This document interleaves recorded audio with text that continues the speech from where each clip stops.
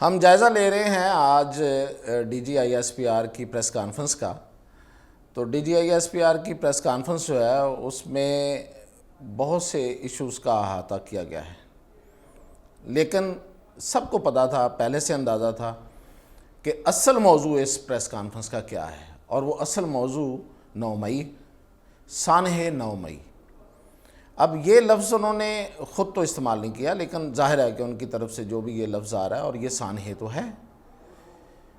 اس سے پہلے انہوں نے انڈیا، افغانستان، سارے معاملات پہ بات کی، اور پھر جب سوال و جواب پہ معاملہ آیا تو اس میں سے یہ معاملہ سامنے آیا اٹھ کے۔ اب اس کے بھی انہوں نے دو طرح سے اس پہ خیالات کا اظہار کیا۔ پہلی بات تو یہ ہے کہ سانحہ 9 مئی کے کرداروں کو ایسے نہیں چھوڑا جائے گا، یعنی کہ اگر وہ یہ سمجھتے ہیں کہ یہ اس کو فالس فلیگ آپریشن قرار دے کر، یا اس کو پہلے سے جو بھی وہ لفظ استعمال کر رہے ہیں کہ یہ پلانڈ تھا، یہ کسی اور نے کیا ہے، ہم اس میں شامل نہیں تھے، اور وہ کہتے ہیں جی کہ سی سی ٹی وی فوٹیجز لائیں اور یہ کریں، یعنی کہ اس ایشو کو زیادہ سے زیادہ سوالات اٹھا کر اس کو منتشر کرنا، اس پر سے توجہ کو ہٹانا، جو مقاصد ہیں اس کے پیچھے، تو اس پہ ایک بات واضح ہو گئی ہے کہ فوج سو فار جو کہا جا رہا تھا کہ نہیں جی فوج میں یہ بھی بات چل رہی ہے، وہ بھی بات چل رہی ہے، مذاکرات بھی ہو رہے ہیں، مذاکرات ہونے جا رہے ہیں، تو وہ ایک بات تو بالکل کلیئر ہو گئی ہے کہ سانحہ 9 مئی پہ مذاکرات نہیں ہو رہے۔ یہ اور بات ہے، میں آگے جا کے اس پہ بات کروں گا کہ اور انہوں نے ایک لوز بال بھی دی ہے، اس پہ بھی بات کرتا ہوں۔ تو مذاکرات نہیں ہو رہے، پھر انہوں نے کہا کہ اس پر کسی قسم کی بات چیت بھی نہیں ہوگی، یعنی کہ اس حوالے سے کوئی اگر یہ چاہے کہ ہم بیٹھ کے بات کریں اس معاملے پہ یا اس سے ہٹ کے، تو وہ نہیں ہوگی۔ تو یہ تو ہو گیا کلیئر، یعنی کہ جو سٹینس تھا پاک فوج کا وہ وہیں پہ ہے، اس سے 1 انچ نہیں ہلے۔ اب اس پہ دوسرا جو انہوں نے اس کا جو پہلو زیر بحث لائے وہ یہ کہ یہ 9 مئی جو ہے یہ ان کے مطابق کہ یہ یکدم نہیں ہوا، اس کی ایک تاریخ ہے، اور وہ لے گئے ہیں ہمیں 2014 کے دھرنے میں۔ ویری ویل سیٹ، بالکل صحیح کہا بھائی، بالکل یہ صحیح ہے۔ اور یہ میں اگر یہ کہوں کہ chief justice of Pakistan justice فائز عیسیٰ اور آج پاک فوج ایک پیج پہ ہیں اس حوالے سے، تو غلط نہیں ہوگا، کیونکہ جسٹس فائز عیسیٰ بھی مسلسل یہ جو 2 ہیئرنگز ہوئی ہیں اور اس سے پہلے جو ان کا فیصلہ ہے، تو وہ اسی بات پہ وہ زور دے رہے ہیں کہ اگر یہ 2014 کا کو جو دھرنا ہے اس کا احتساب ہو جاتا اور اس کی صحیح تحقیقات ہو جاتی ہیں اور ذمہ داروں کا تعین ہو جاتا، تو شاید یہ 9 مئی نہ ہوتا۔ تو بالکل آج D G I S P R نے بھی یہی بات کی ہے۔ اب اس میں ہم آتے ہیں کہ جو لوز بال ہے وہ یہ ہے کہ جی معافی مانگیں، معافی مانگنی ہوگی ہر صورت۔ تو جناب کیا معافی مانگنے پر آپ معاف کر دیں گے؟ کیا کوئی بندہ اعتراف کر لے تو آپ اس کو چھوڑ دیں گے؟ کیا 9 مئی کا سودا معافی مانگنے پہ ہو جائے گا؟ یہ سوال ہے، میرا نہیں، عام آدمی کا، جنہوں نے یہ پریس کانفرنس سنی ہے۔ تو ایک تو بات یہ ہے۔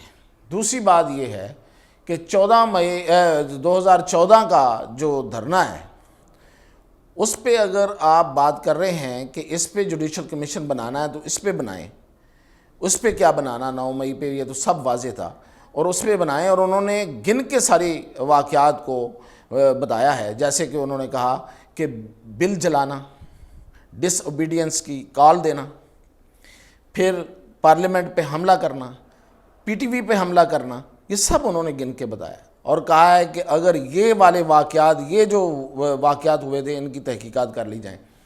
بالکل اس میں کوئی دوسری رائے نہیں ہے، یہ ایک عرصے سے یہ مطالبہ ہو رہا ہے، لیکن سوچیں جب یہ بات ہوگی تو پھر اس کے پیچھے کرداروں پہ بھی بات ہوگی، جو اس کو یہ سب کچھ جو کروا رہے تھے، کیا ان کو آپ دائرۂ احتساب میں لائیں گے؟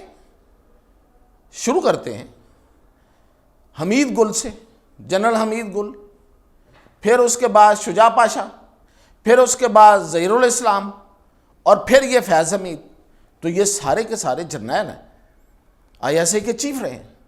تو یہ سارا جو عمران خان پروجیکٹ تھا، پروجیکٹ عمران خان جو تھا، اس پہ جو اتنی لمبی اور اتنی طویل اور اتنا جو انویسٹمنٹ ہوئی اور جو اس پہ جو اس کو بنایا گیا، تو ان سارے کریکٹرز نے مل کے بنایا. یہ ایک سیکونس ہے، ایک نے کیا اس نے اگلے کو دیا، دوسرے نے کیا اس نے جو کیا تھا اس کو اگلے کو پاس آن کیا، اور پھر وہ منتج ہوا اس دھرنے پہ. اس دھرنے نے کیا کیا کیا، اس پہ بھی جوڈیشل کمیشن میں حساب ہونا چاہیے کہ اس کا نقصان کیا ہوا ہماری قومی سطح پہ. تو پھر تو سارے کریکٹر سامنے آنے چاہیے اور سب کا حساب ہونا چاہیے، سب کا حساب ہونا چاہیے. وہ سیاسی ہے، غیر سیاسی ہے، فوجی ہے، غیر فوجی ہے، اور کس نے کیا حصہ ڈالا، اس کا بھی حساب ہوگا پھر. تو بالکل میں اس بات پہ D G I S P R کا حامی ہوں. اور یہ اور بات ہے کہ انہوں نے بعد میں ایک سوال کے جواب میں کہا کہ دیکھیں پھر وہ جب وہ تو پھر بڑی بات لمبی ہو جائے گی اور یہ اور وہ. بالکل آپ نے جب کہا ہے تو لمبی ہے تو لمبی ہونے دیں، ورنہ یہ مسائل حل نہیں ہوں گے. 9 مئی کو بالکل سزائیں ہونی چاہیے. آپ نے جو کہا ہے کہ جناب پیرس اور واشنگٹن میں جو ہوا تھا، ان کیپٹل ہل ان پر حملہ آوروں کو، بلوائیوں کو سزا ملی، فوری ملنی چاہیے. یہاں بھی ایسے ہی ہونا چاہیے، لیکن اس کے محرکات پہ بھی بات ہونی چاہیے اور ان کو پوری طرح سے کھنگالا جائے، تاکہ اس ملک کی جڑوں میں بیٹھے ہوئے یہ جو بیج بوئے گئے اور وہ اب تناور درخت بن گئے ہیں اور ان میں سے برے بدبوئیں آ رہی ہیں اور ان میں سے جو شر برآمد ہو رہا ہے وہ روکا جائے. اور آخر پہ میں یہ کہوں گا کہ شاید میں اس کو اس طرح سے ریڈ کر لیتا ہوں کہ آپ نے جو کہا کہ معافی مانگیں تو معافی مانگ لیں، تو شاید یہ اعتراف جرم کی طرف آپ لے کے جانا چاہ رہے ہیں کہ اعتراف جرم تو کریں، اس کے بعد معاملہ شروع ہوگا. لیکن آپ دیکھیں، آپ نے ایک اور واقعہ کا بھی ذکر کیا کہ آپ اس کی بھی تحقیقات ہونی چاہیے کہ کے پی نے اس وقت دھرنے کے اینڈ پہ کے پی نے سرکاری وسائل پہ وفاقی دارالحکومت پہ حملہ کیا تھا. تو حملہ آور کون تھا بھلا؟ اس کو لیڈ کون کر رہا تھا؟ اس کو لیڈ کر رہا تھا کھٹک، پرویز کھٹک، وزیر اعلیٰ اس وقت کا. اس کو تو آپ نے نواز دیا. اور بہت سے کریکٹر ہیں، سوال بہت ہیں، جواب دیتے دیتے شاید مشکل پیش آئے گی. لیکن سانے 9 مئی والوں کو سزا ملنی چاہیے، اس پہ قوم متفق ہے، اور اس پہ D G I S P R کیا پوری فوج اور پوری قوم کا میں سمجھتا ہوں کنسنسس ہے. اور پھر انہوں نے جو فوج کی اداروں کے حسابات پہ جو ایک بریفنگ دی ہے، ویل اینڈ گڈ، بہت اچھا بتایا ہے کہ کس کس ادارے نے کتنا ٹیکس دیا ہے. یہ اگر ایسا ہی اسی طرح سے یہ معاملات آگے بڑھیں، جس میں میں کریڈٹ دوں گا نواز شریف اور اسحاق ڈار کو، تو بہت اچھی بات ہے. فوج بھلے فوج کے ادارے کاروبار کریں، لیکن قومی معیشت میں اپنا حصہ ڈالیں. تو یہ ایک خوش آئند، یہ ایک خوشخبری اور بہت اچھی اور میں سمجھتا ہوں کنسٹرکٹیو بات ہے. اسی پہ بس کرتے ہیں اور پھر اس پہ مزید تبصرہ کریں گے.